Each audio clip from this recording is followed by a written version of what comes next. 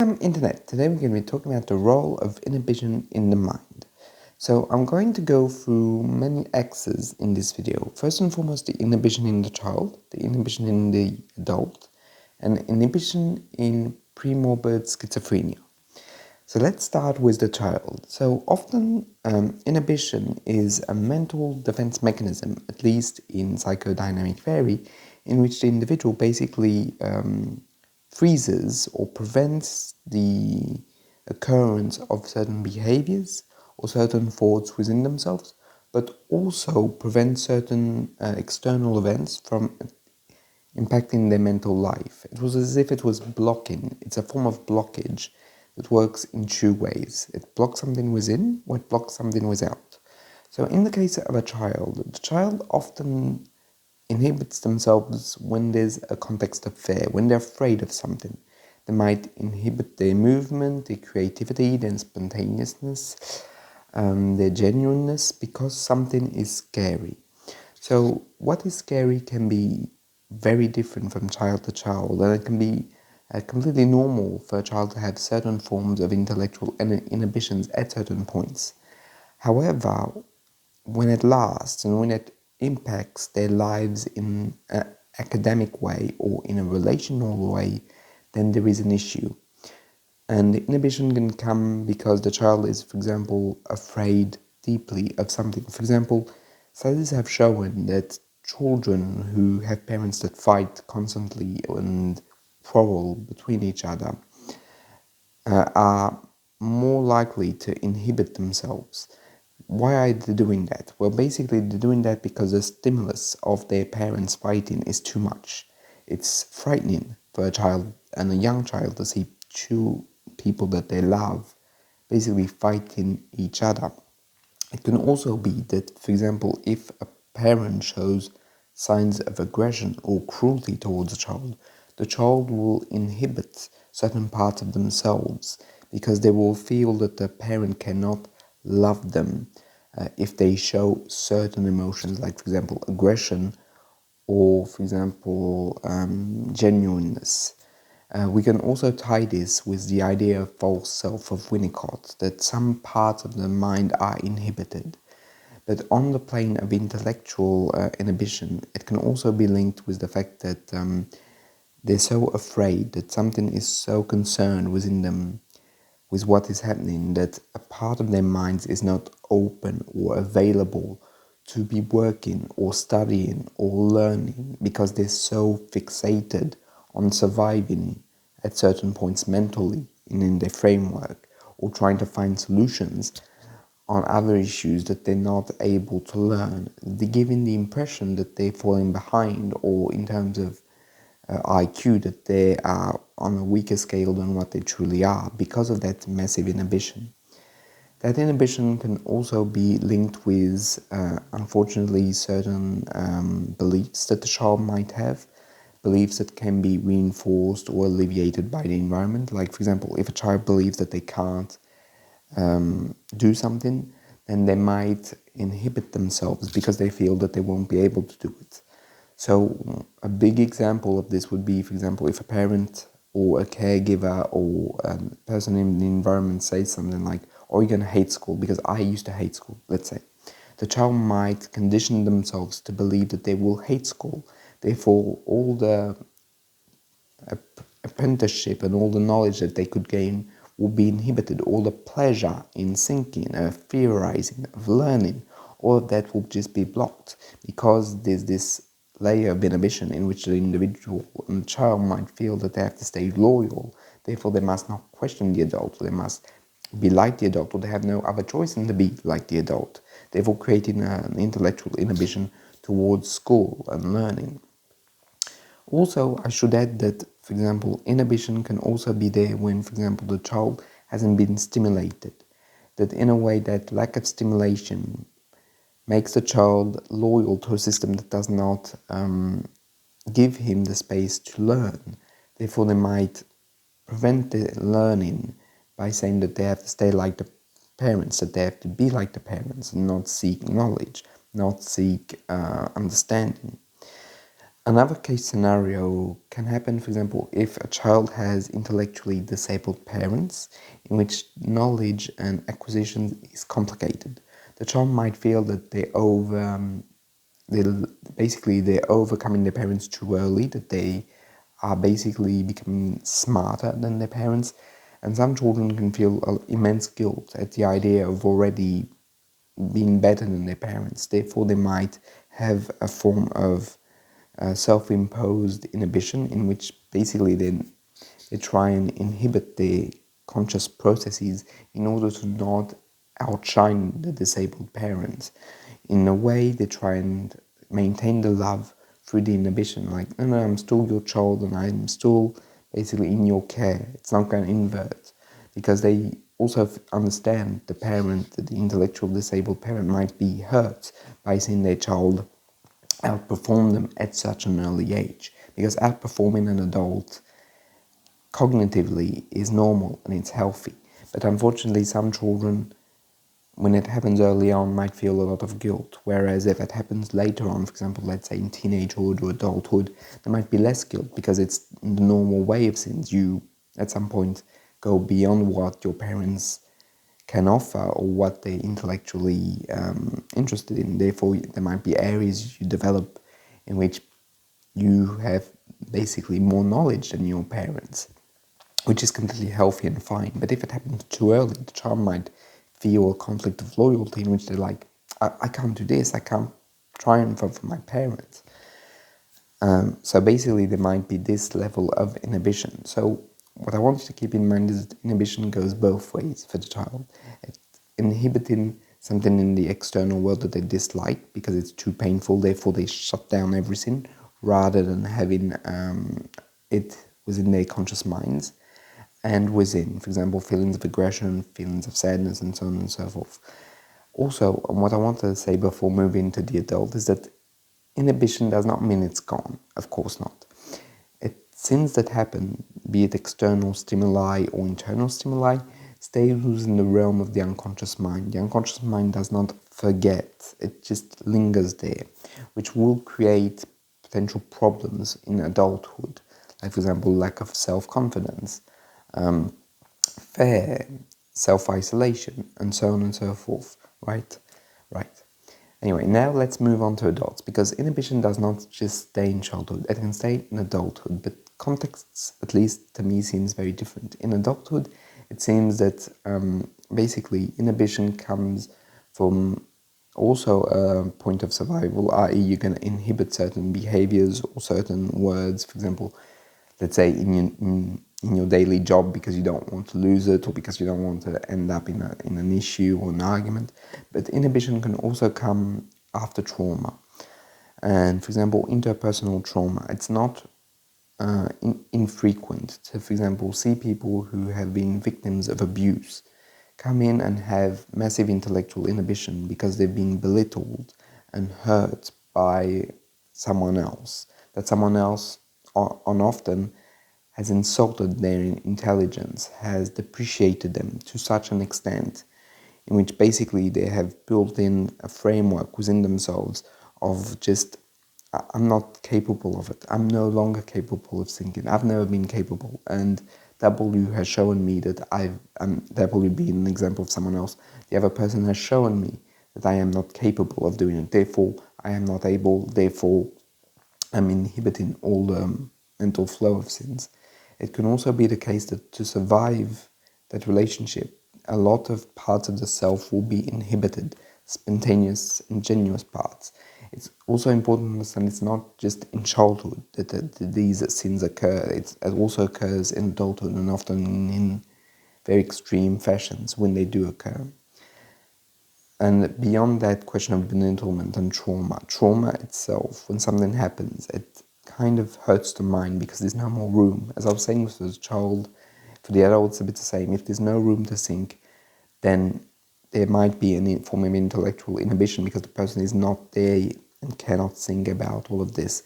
One could make the parallel with dissociation, i.e. when you're breaking off from something, you no longer have the ability to fully focus on an intellectual task, right? So in adults, there can also be an inhibition when people don't want to see sins, like a form of denial. Like, for example, if someone does not want to see that they failed, they might, how can I say, have a certain form of inhibition. Or if someone is being, let's say, for example, insulted, they might not see it. They might inhibit the process of seeing them being, basically, they might inhibit what they don't want to see, right? Be it in themselves, they might inhibit any insights they might have, or they might inhibit any processes that they dislike. So this part, it's closer to denial, right? Right.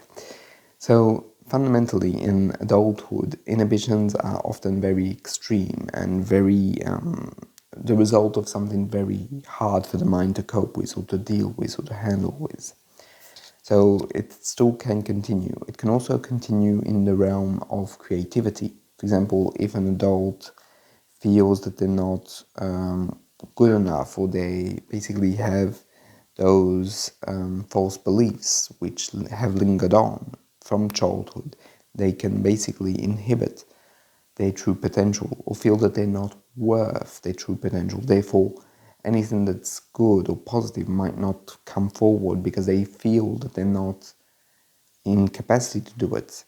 And I think that this is an important point to make, that it's not just that they can't, because they could, but something in them is already like dismissing the option. Like, if you don't even have the potential, you can't try it. So it doesn't mean that the person would succeed in everything, right? Not necessarily, and no one succeeds at everything. But if you don't even allow yourself to have the potential, then it's already a lost fight, right? If you don't even believe that you can win the fight, well, you can only lose it, right? Or have a stalemate, but you can't win. Therefore, mental and intellectual inhibition in those moments prevents the person from even trying to grasp the potential. Therefore, it's a form of limitation on oneself, and a limitation that is often due to beliefs and limiting beliefs, in which the individual will not try and break free from them because they don't even feel that that's an option. And we can tie this with learned helplessness, i.e. that if your condition has been always bad, then there's no alternative to it. There's no, you can't even envisage the option that it might be different, or that can be different. And that, I think, is an important point to make. You have to be able to envision the potential of it being different in order for it to materialize, that without that first option, there is no second option. A bit like in a mathematical demonstration, you have to be able to have the first premise to be able to go to the second premise and to be able to demonstrate, right? I'm not a math scholar, so please take this with a grain of salt, but I hope you get the idea that in a way you have to have a hypothesis to be able to reach a conclusion. But if you don't even have a hypothesis, then you'll never reach the conclusion, if that makes sense. Now, for the last part of this video, I wanted to talk about the inhibition in premorbide schizophrenia or premorbide psychosis, because it's a very important element. In certain forms of psychosis, before the breakdown, what happens is that the individual is going to seem unable to understand certain intellectual constructs, certain forms of reasoning. It might look on the surface to be something akin to intellectual disability, but it's important to realize that it's not. It's something that goes much deeper. What is happening in the mind of the pre-psychotic, and this is a construct, of course, we never know, but the idea is that basically they can unconsciously understand something is starting to come through, that psychosis is not far, that they're starting to lose touch with reality, that their ego is starting to break down, and they can feel that on an unconscious level. So what happens is that they basically repress everything, because everything goes down, and creating a massive form of inhibition, in which it can be quite extreme. Like, for example, At certain points, for example, people might not even understand simple tasks like empty this trash can, and they might empty another trash can in another room. And what's important to understand is that those moments of massive inhibition are there because the individual needs to protect themselves against the collapse into psychosis, which is at that moment more or less a real threat and is sometimes even impending. However, the mind is trying its utmost to maintain a form of stability through the massive inhibition. Nothing comes through, nothing gets sent to consciousness because the slightest unconscious material that might be sent, including intellectual understanding, might be too much. It might be like the door, and might be like the half-open door that will let everything in. And that's unconsciously terrifying. Therefore, the individual puts it under a massive amount of control. That inhibition is so massive that it can seem as if the person has basically no understanding, no grasp on what is happening, but it's not the case. What the person is doing is defending on every level, conscious, pre-conscious, and perhaps even unconscious, against the complete breakdown of reality, of the ego, and of who they are. In a way, they're trying to maintain, as difficult as it is, a sense of continuous self, a form of, and I'm going to take this with pinches, right, but a form of ontological security in which they're trying to grasp it through this inhibition being the way to try and maintain a stability. However, this is important to say it's incredibly fragile because these things are still there and they're pushing, and that the inhibition can only last so long because there's a point in which there's going to be something in the experience of reality which is going to echo so strongly to those repressed parts that they can just come exploding through. And basically, psychosis might be triggered. And this is very important to know that inhibition is very costly mentally, that the individual basically cannot do the normal daily tasks because it is such an inhibition. And second, it is incredibly taxing interpersonally because the other people, if they're not, of course, trained in psychology or psychoanalysis, might not understand it or might think that the person is being of bad faith. But it's not what it's about. It's a massive withdrawal that's there to try and save the person from psychosis or to prevent psychosis altogether. So it's very, very important to know that in order to understand that this is not an ill will, it is a massive sin. And once psychosis has triggered, this symptomatology can still be there. There can still be massive inhibitions for fear that thoughts might become actions, and the confusion between the internal world and the external world. As is often pointed out in psychiatry, that the psychotic individual basically does not have a conflict internally, but has a conflict externally. It's not about ego, superego, but the individual and the world. Therefore, there's a form of merging between oneself and the world. Therefore, there's no difference. Thus, if we have a bad thought, then there's a bad action. Therefore, everything has to get repressed, and repressed not being the right word, and I'm not using it as a psychoanalytic word, right, but I'm using it as pushing down. Everything has to be pushed down in order for the person to be able to basically survive in a world that they feel can become hostile if they are themselves hostile at any level. Therefore, everything gets kicked back further away as they can in order for them to be able to resume some form of life. But it's still very complicated and still massive.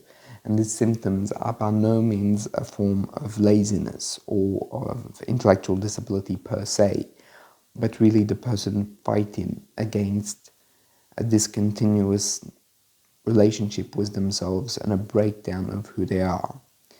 And of course, trying to maintain a link with reality without hurting their relationship with reality.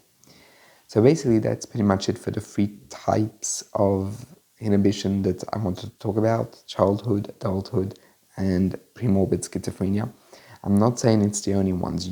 There's a plethora of ways of inhibition. These were only a few which I wanted to focus on. If you ever want to talk about something, ask questions, feel free to do so in the comments. I'll see you in the next one.